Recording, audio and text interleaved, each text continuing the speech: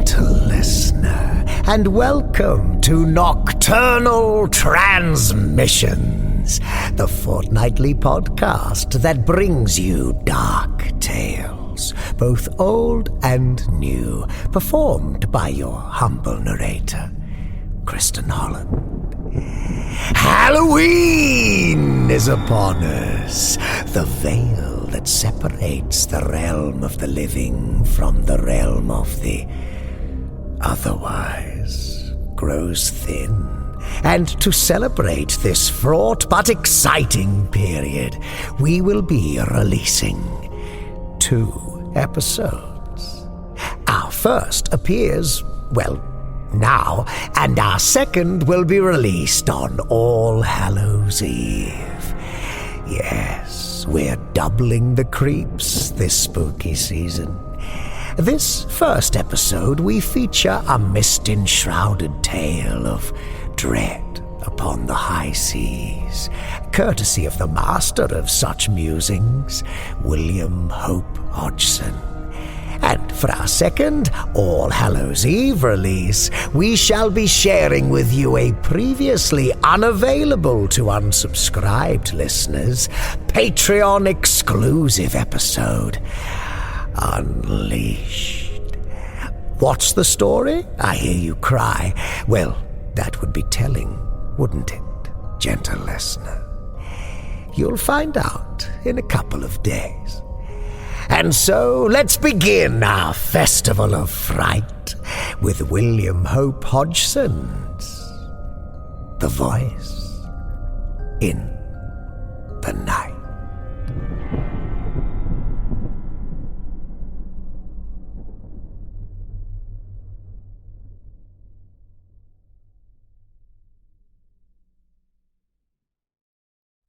It was a dark, starless night. We were becalmed in the northern Pacific. Our exact position I do not know, for the sun had been hidden during the course of a weary, breathless week by a thin haze which had seemed to float above us about the height of our mastheads, at whiles descending and shrouding the surrounding sea. With there being no wind, we had steadied the tiller, and I was the only man on deck. The crew, consisting of 2 men and a boy, were sleeping forward in their den, while Will, my friend and the master of our little craft, was aft in his bunk on the port side of the little cabin. Suddenly, from out of the surrounding darkness, there came a hail. "Schooner, ahoy!" The cry was so unexpected that I gave no immediate answer because of my surprise. It came again, a voice, curiously throaty and inhuman, calling from somewhere upon the dark sea away on our port broadside. "Schooner, ahoy!" "Hello?" I sung out, having gathered my wits somewhat. "What are you? What do you want?" You need not be afraid," answered the queer voice, having probably noticed some trace of confusion in my tone. "I am only an old man." The pause sounded oddly, but it was only afterwards that it came back to me with any significance. "Why don't you come alongside, then?" I queried somewhat snappishly, for I liked not his hinting at my having been a trifle shaken. I can't. It wouldn't be safe. The voice broke off, and there was silence. "What do you mean?" I asked, growing more and more astonished. "Why not safe? Where are you?" I listened for a moment, but there came no answer, and then a sudden, indefinite suspicion of I knew not what coming to me, I stepped swiftly to the binnacle and took out the lighted lamp. At the same time, I knocked on the deck with my heel to waken Will. Then I was back at the side, throwing the yellow funnel of light out into the silent immensity beyond our rail. As I did so, I heard a slight muffled cry, and then the sound of a splash as though someone had dipped oars abruptly. Yet I cannot say that I saw anything with certainty, save it seemed to me that with the first flash of the light there had been something upon the waters, where now there was nothing. "Hello there!" I called. "What foolery is this?" But there came only the indistinct sounds of a boat being pulled away into the night. Then I heard Will's voice from the direction of the after-scuttle. "What's up, George?" "Come here, Will," I said. "What is it?" he asked, coming across the deck. I told him the queer thing which had happened. He put several questions, then after a moment's silence he raised his hands to his lips and hailed, "Boat ahoy!" From a long distance away there came back to us a faint reply, and my companion repeated his call. Presently, after a short period of silence, there grew on our hearing the muffled sound of oars, at which Will hailed again.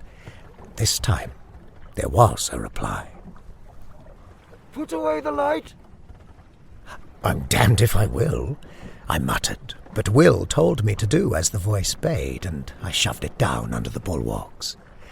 "Come nearer," he said, and the oar-strokes continued.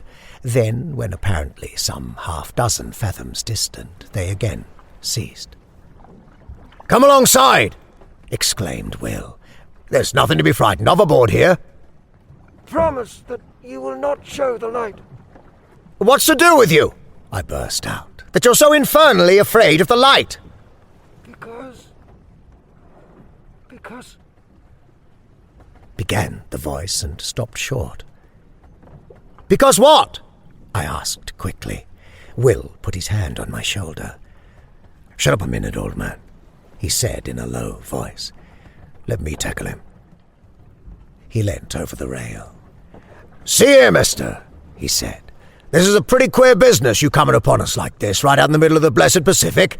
How are we to know what sort of a hanky-panky trick you're up to? You say there's only one of you. How are we to know unless we get a squint at you, eh? What's your objection to the light, anyway?" As he finished, I heard the noise of the oars again, and then the voice came, but now from a greater distance, and sounding extremely hopeless and pathetic. I am sorry. I would not have troubled you, only I am hungry. And so is she. The voice died away, and the sound of the oars dipping irregularly was borne to us. "Stop!"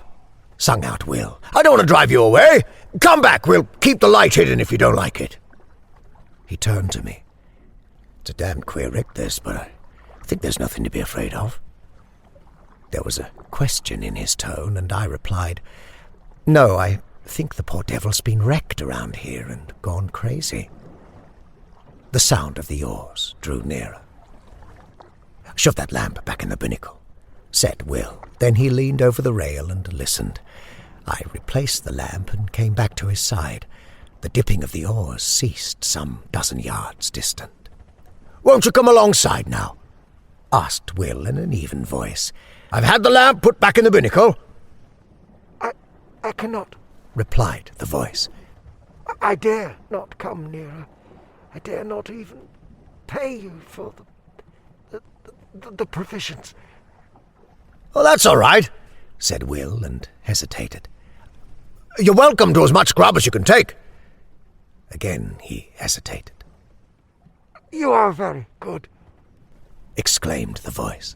May God, who understands everything, reward you. It broke off huskily. The lady?" said Will abruptly. "Is she—" I have left her behind upon the island. Came the voice. "What island?" I cut in. I know not its name. Returned the voice. I would to God.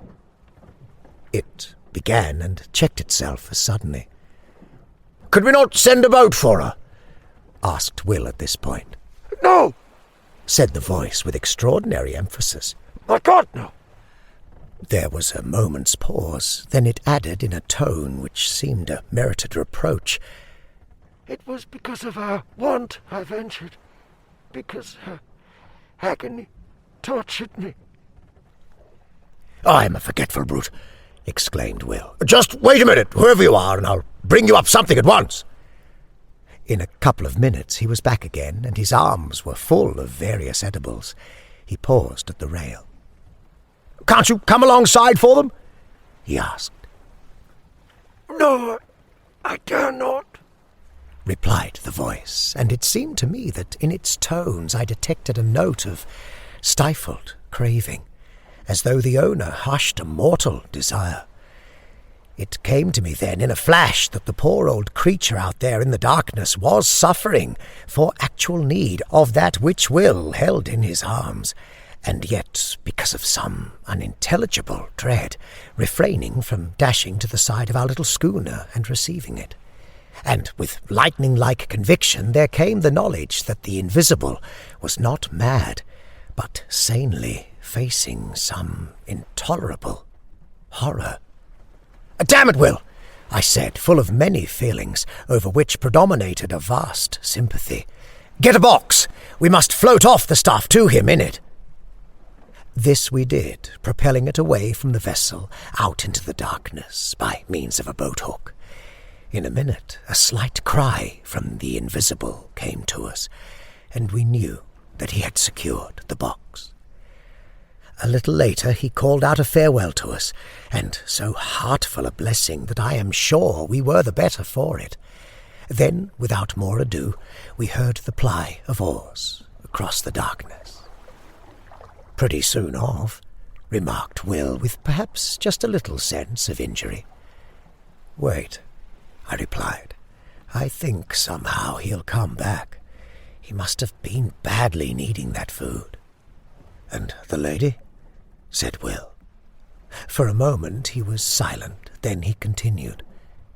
"It's the queerest thing ever I've tumbled across since I've been fishing." "Yes," I said, and fell to pondering. And so the time slipped away. An hour, another, and still Will stayed with me, for the queer adventure had knocked all desire for sleep out of him. The third hour was 3 parts through when we heard again the sound of oars across the silent ocean. "Listen," said Will, a low note of excitement in his voice. "He's coming, just as I thought," I muttered. The dipping of the oars grew nearer, and I noted that the strokes were firmer and longer. The food had been needed. They came to a stop a little distance off the broadside, and the queer voice came again to us through the darkness. "Schooner ahoy!" "That you?" asked Will. "Yes, replied the voice. I left you suddenly, but there was great need." "The lady?" questioned Will. "The lady is grateful now on earth. She will be more grateful soon in heaven." Will began to make some reply in a puzzled voice, but became confused and broke off short. I said nothing. I was wondering at the curious pauses, and apart from my wonder, I was full of a great sympathy. The voice continued. "She and I have talked as we shared the result of God's tenderness and yours." Will interposed, but without coherence. "I beg of you not to belittle your deed of Christian charity this night," said the voice. "Be sure that it has not escaped his notice." It stopped, and there was a full minute's silence. Then it came again. "We have spoken together upon that which has befallen us. We had sought to go out without telling any of the terror which has come into our lives. She is with me in believing that tonight's happenings are under a special ruling, and that it is God's wish that we should tell to you all that we have suffered since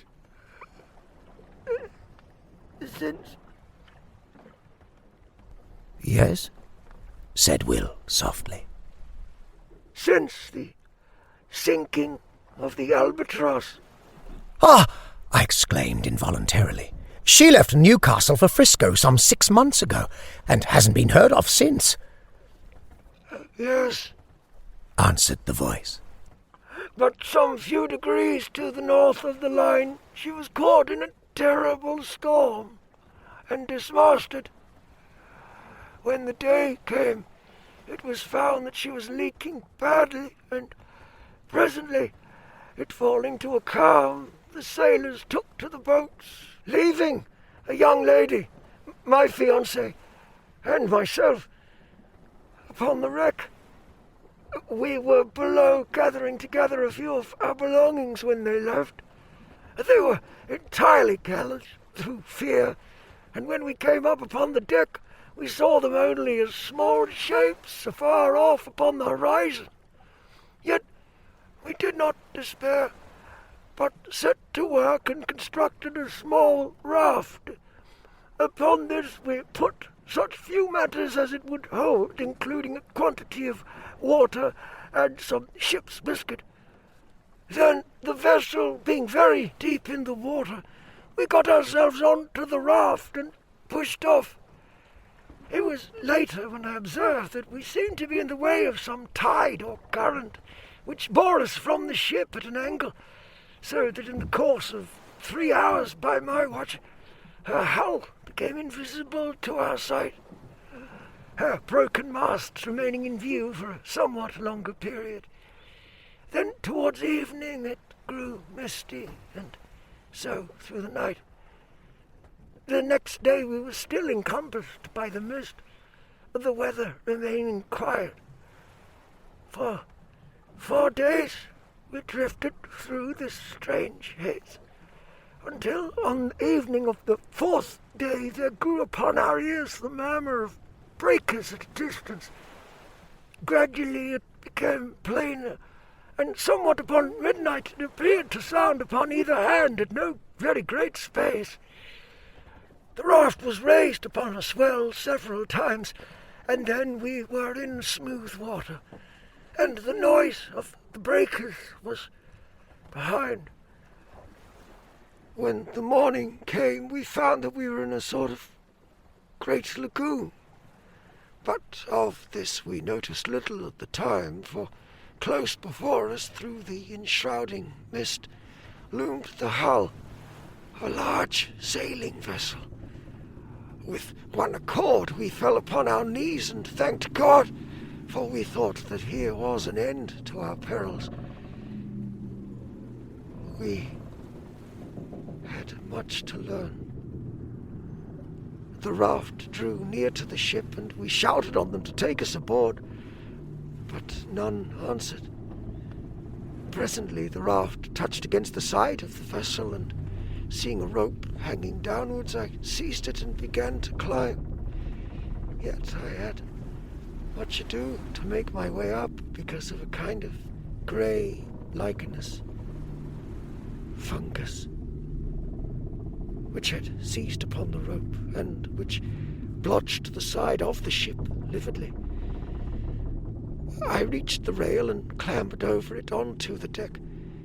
Here I saw that the decks were covered in great patches with grey masses, some of them rising into nodules several feet in height. But at the time I thought less of this matter than of the possibility of there being people aboard the ship. I shouted, but none answered. Then I went to the door below the poop deck. I opened it and peered in. There was a great smell of staleness, so that I knew in a moment that nothing living was within. And with the knowledge I shut the door quickly, for I felt suddenly lonely. I went back to the side where I had scrambled up. My sweetheart was still sitting quietly upon the raft. Seeing me look down, she called up to know whether there were any aboard of the ship. I replied that the vessel had the appearance of having been long deserted, but that if she would wait a little I would see whether there was anything in the shape of a ladder by which she could ascend to the deck. Then we would make a search through the vessel together. A little later, on the opposite side of the decks, I found a rope side ladder. This I carried across, and in a minute afterwards, she was beside me. Together we explored the cabins and apartments in the after part of the ship, but nowhere was there any sign of life. Here and there within the cabins themselves we came across odd patches of that queer fungus, but this, as my sweetheart said, could be cleansed away. In the end, having assured ourselves that the after portion of the vessel was empty, we picked our ways to the bows, between the ugly grey nodules of that strange growth, and here we made a further search which told us that there was indeed none aboard but ourselves.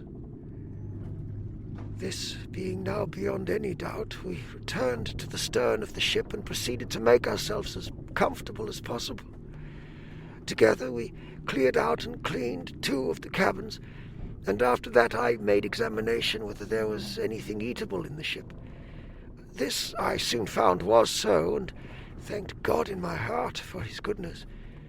In addition to this, I discovered the whereabouts of the fresh water pump, and having fixed it, I found the water drinkable, though somewhat unpleasant to the taste. For several days we stayed aboard the ship, without attempting to get to the shore. We were busily engaged in making the place habitable. Yet even thus early we became aware that our lot was even less to be desired than might have been imagined. For though, as a first step, we scraped away the odd patches of growth that studded the floors and walls of the cabins and saloon, yet they returned almost to their original size within the space of 24 hours, which not only discouraged us, but gave us a feeling of vague unease.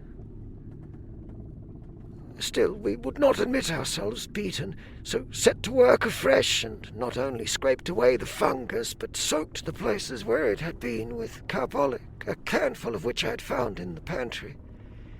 Yet by the end of the week the growth had returned in full strength, and in addition it had spread to other places, as though our touching it had allowed germs from it to travel elsewhere. On the 7th morning, my sweetheart woke to find a small patch of it growing on her pillow, close to her face.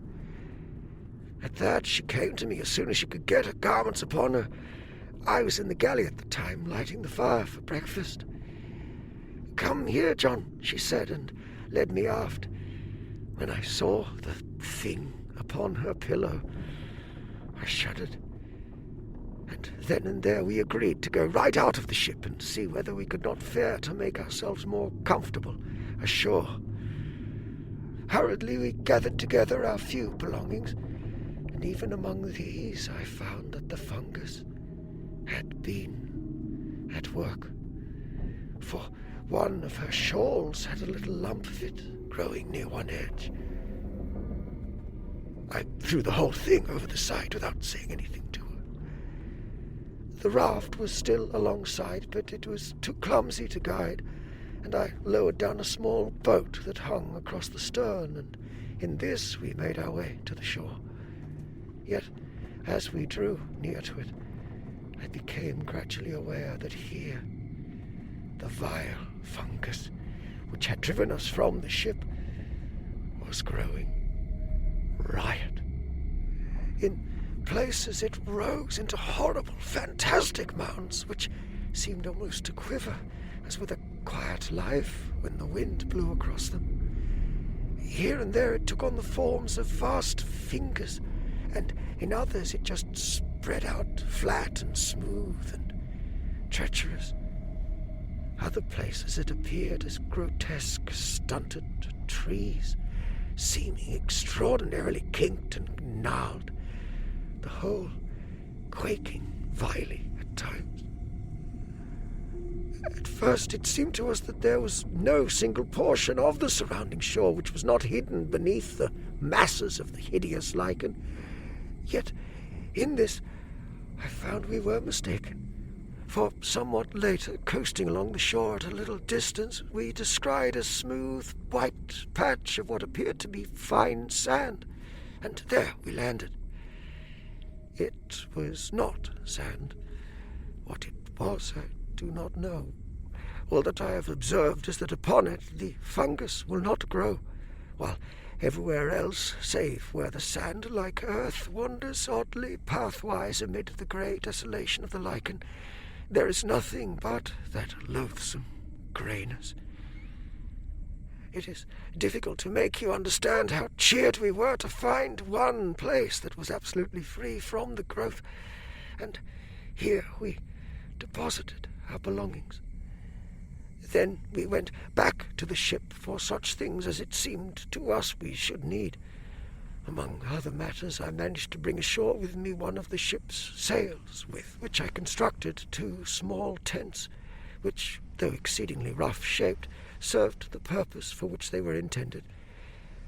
In these we lived and stored our various necessities, and thus for a matter of some 4 weeks all went smoothly and without particular unhappiness. Indeed, I may say with much of happiness, for we were together. It was on the thumb of her right hand that the growth first showed. It was only a small circular spot, much like a little grey mole. My God, how the fear leapt to my heart when she showed me the place.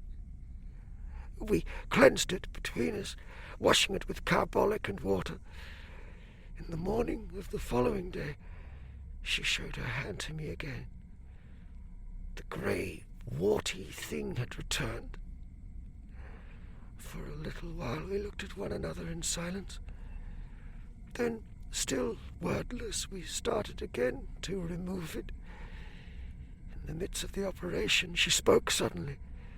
"What's that on the side of your face, dear?" Her voice was sharp with anxiety. I put my hand up to feel. "There, under the hair by your ear, a little to the front a bit." My finger rested upon the place, and then I knew. "Let us get your thumb done first," I said, and she submitted, only because she was afraid to touch me until it was cleansed.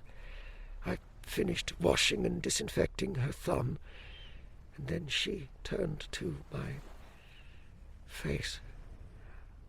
After it was finished, we sat together and talked a while of many things, for there had come into our lives sudden, very terrible thoughts. We were all at once afraid of something worse than death. We spoke of loading the boat with provisions and water and making our way out onto the sea, yet we were helpless for many causes, and the growth had attacked us already. We decided to stay. God would do with us what was his will. We would wait.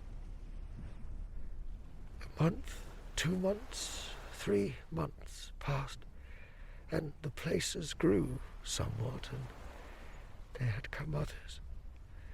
Yet we fought so strenuously with the fear that its headway was but slow, comparatively speaking. Occasionally we ventured off to the ship for such stores as we needed. There we found that the fungus grew persistently. One of the nodules on the main deck became soon as high as my head. We had now given up all thought or hope of leaving the island. We had realized that it would be unallowable to go among healthy humans with the things from which we were suffering. With this determination and knowledge in our minds, we knew that we should have to husband our food and water. For we did not know at that time but that we should possibly live for many years. Oh, this reminds me that I told you that I am an old man. Judged by the years, this is not so. But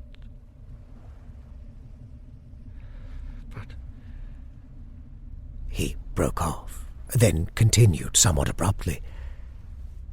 as I was saying, we knew that we should have to use care in the matter of food, but we had no idea then how little food there was left of which to take care.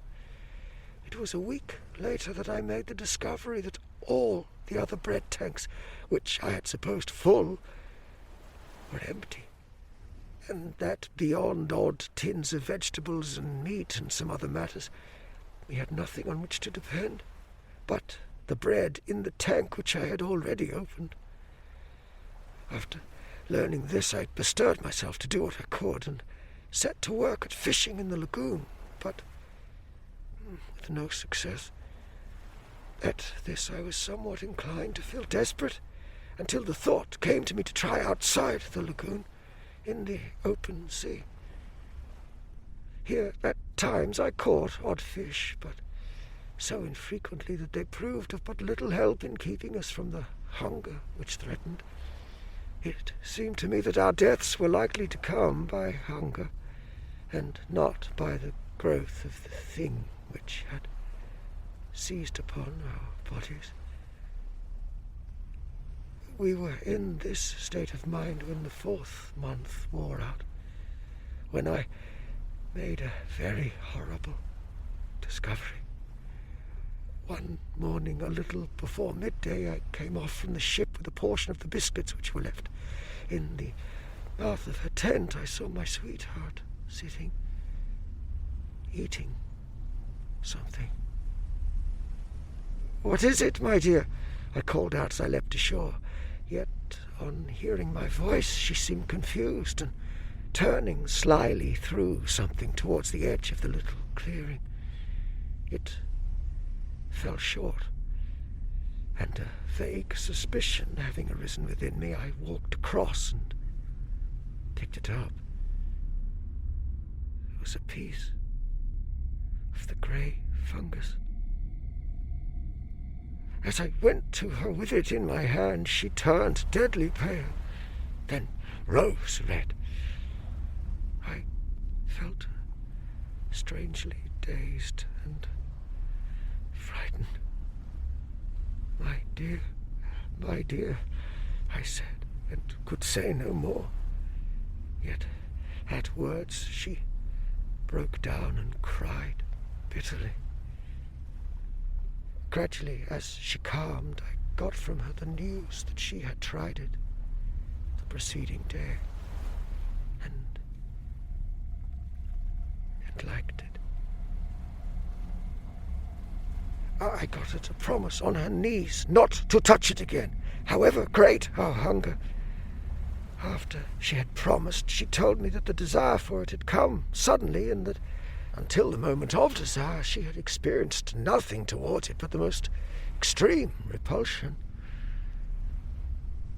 Later in the day, feeling strangely restless and much shaken with the thing which I had discovered, I made my way along one of the twisted paths formed by the white sand-like substance which led among the fungoid growth. I had once before ventured along there, but not to any great distance.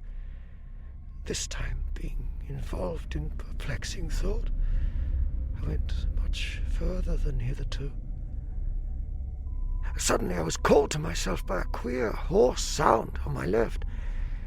Turning quickly, I saw that there was movement among an extraordinarily shaped mass of fungus close to my elbow. It was swaying uneasily as though it possessed life of its own. Abruptly, as I stared, the thought came to me that the thing had a grotesque resemblance to the figure of a distorted human creature. Even as the fancy flashed into my brain, there was a slight sickening noise of tearing, and I saw that one of the branch-like arms was detaching itself from the surrounding grey masses and coming towards me. The head of the thing, a shapeless grey ball, inclined in my direction. I stood stupidly, and the vile arm brushed across my face. I gave out a frightened cry and ran back a few paces. There was a sweetish taste upon my lips where the thing had touched me. I licked them and was immediately filled with an inhuman desire. I turned and seized a mass of the fungus, then more and more. I was insatiable.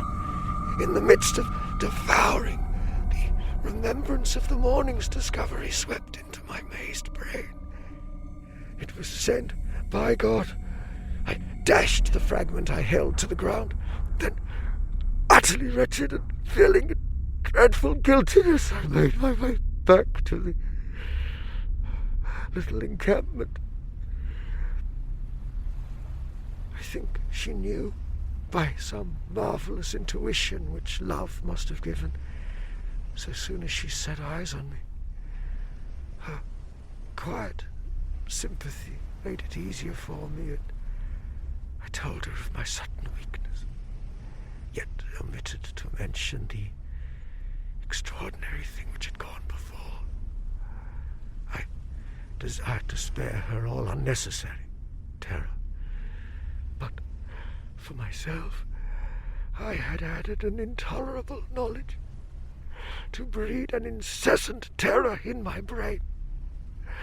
For I doubted not but that I had seen the end of one of those men who had come to the island in the ship in the lagoon, and in that monstrous ending I had seen our own. Thereafter we kept from the abominable food, though the desire for it had entered into our blood. Yet our drear punishment was upon us, for day by day, with monstrous rapidity, the fungoid growth took hold of our poor bodies. Nothing we could do would check it materially, and so we who had been human became, well, it matters less each day. Only we had been man and maid, and day by day the fight is more dreadful. To withstand the hunger lust for the terrible lichen.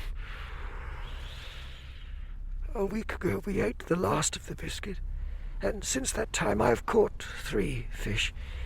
I was out here fishing tonight when your schooner drifted upon me out of the mist. I hailed you. You know the rest. And may God, out of his great heart, bless you for your goodness to a couple of poor, outcast souls. There was the dip of an oar, another. Then the voice came again, and for the last time, sounding through the slight surrounding mist, ghostly and mournful. God bless you. Goodbye. Goodbye! We shouted together hoarsely, our hearts full of many emotions. I glanced about me. I became aware that the dawn was upon us. The sun flung a stray beam across the hidden sea, piercing the mist dully, and lit up the receding boat with a gloomy fire. Indistinctly I saw something nodding between the oars. I thought of a sponge, a great grey nodding sponge. The oars continued to ply. They were grey, as was the boat, and my eyes searched a moment vainly for the conjunction of hand and oar. My gaze flashed back to the head. It nodded forward as the oars went backward for the stroke. Then the oars were dipped, the boat shot out of the patch of light, and the thing went nodding into the mist.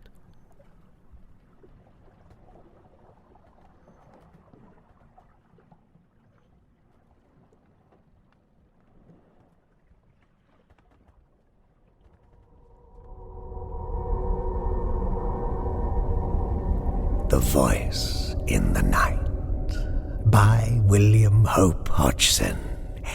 If you like the cut of this author's jib, you'll find plenty more of his maritime mayhem in our back catalogue. Just pop onto nocturnaltransmissions.com.au and visit our featured authors section, where you'll find a full listing of the Nocturnal Transmissions presentations of his wonderful work. We particularly recommend The Sea Horses, episode 39, a long-time favorite of ours. And speaking of favorites, we have some listeners who have added themselves to our list of favorites by choosing to support our pernicious little production through Patreon. Joanne Brooker, already one of our favorites for quite some time now, we hope you know Joanne, has returned to the rank of Acolyte. Welcome back. In the realm of acolytedom, we are also joined by Cynical Wordsmith. Hello, Cynical. And Rotergeist. Hello, Rotergeist. Thank you for your support. And we're very excited to announce that a new cohort has materialized in our midst. Doug Standish. Hello, Doug. You've grabbed yourself by the bootstraps and elevated yourself from the wonderful rank of acolyte to the sublime position of esteemed cohort. Bless your black little heart, dear chap. Thank you for taking such an interest in our weird little production. And now we must away and get to work on our All Hallows Eve episode. No rest for the wicked.